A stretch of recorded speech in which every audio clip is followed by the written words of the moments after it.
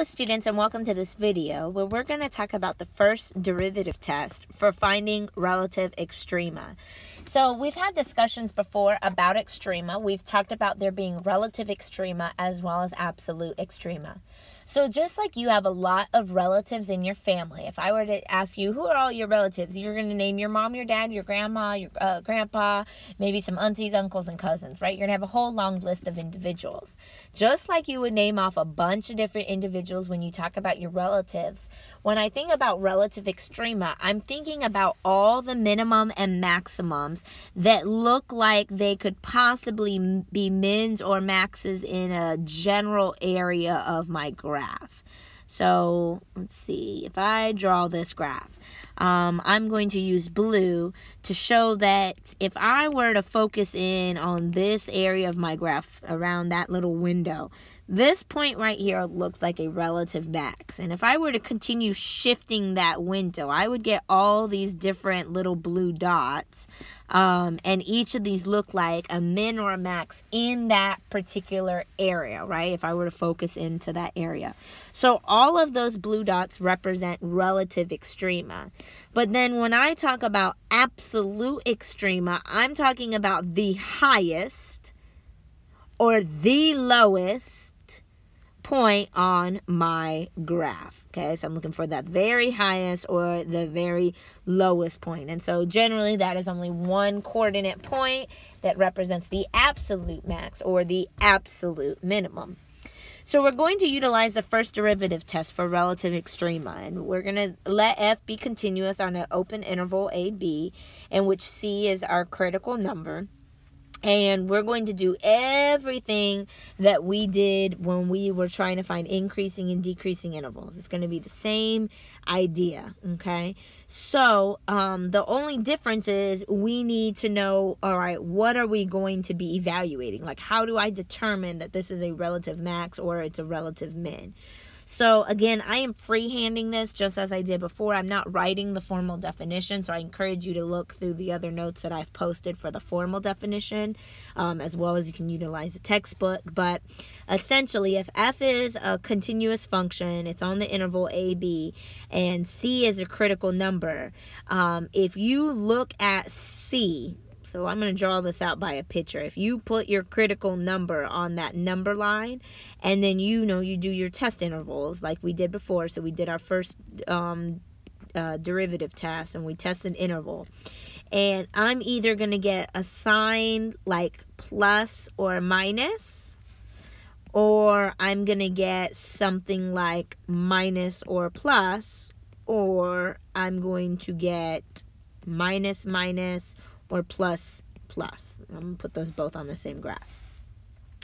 And again, this isn't the formal definition. I'm kind of freehanding this here. But if I get a positive and then a negative, then that critical number is a relative max. If I get a negative and then a positive, so the negative is on the left and then the positive is on the right, that critical number is a relative min. And if I get either a negative and a negative or a positive and a positive, then it is neither a relative min or max. And the way I always tell people to remember this is think about, max is bigger, so the bigger value comes first. The positive value comes first, whereas a minimum is small, so your smaller value has to come first. That's just a quirky way of remembering it. But you'll see that in order to get the plus and minus, that's essentially doing everything that you did to find increasing and decreasing intervals. So if I were to give you this specific function, 2x cubed minus 6x plus 1, and I were to ask you to find your extrema, just like before, you would start by finding your derivative of your function, which is 6x squared minus 6. And then you would want to locate your critical numbers. So you would be solving for when does this function equal 0 and when is it undefined. Because it's quadratic, I know that it is never undefined. And when I solve for 0, I can actually take out a GCF. And I have two things being multiplied together set equal to 0. But 6 equals 0 doesn't do anything for me, so I can ignore that. And this gives me x squared is equal to positive 1. and plus or minus square root of 1, which is plus or minus 1. So I end up with two critical numbers. I want to make sure they are in the domain of my original function, which in this case they are. So then I go to my number line here, and I'm going to put -1 and +1 on my number line. And I'm now going to find test intervals. So I am going to test between -infinity to -1. I'm going to test between -1 to 1. And I'm going to test between 1 to infinity. And I'm going to test each of these points, whatever value I choose, into the derivative. Okay? Now, I'm going to do the work for you and let you know that you end up getting plus, minus, plus. So now, I am concentrated on these values, -1 and 1, and I want to identify, are those relative max, mins, or neither?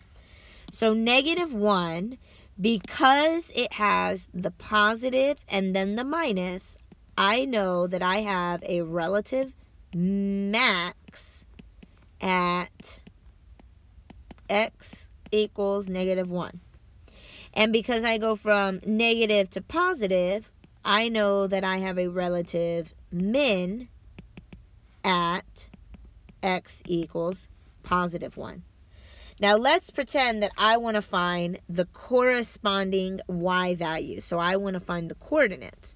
So that means when x is -1, what is y? Or when x is 1, what is its y value? Well, I'm going to go to my original function because now I'm trying to find a coordinate from my graph, and I'm going to plug in the -1 value. And so that would be 2 times -1 all cubed minus 6 times -1 plus 1. And this is going to be -2 plus 6 plus 1, which is 5.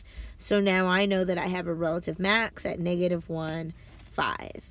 And I could do the same thing for a relative min. So I'm evaluating f of 1. For the lack of space, forgive me. That's going to give me 2 minus 6, which is -4 plus 1, which is -3. So now I know I have a relative min at 1, -3. So again, the idea is exactly the same as finding increasing and decreasing intervals. You just take in an extra step to evaluate those signs.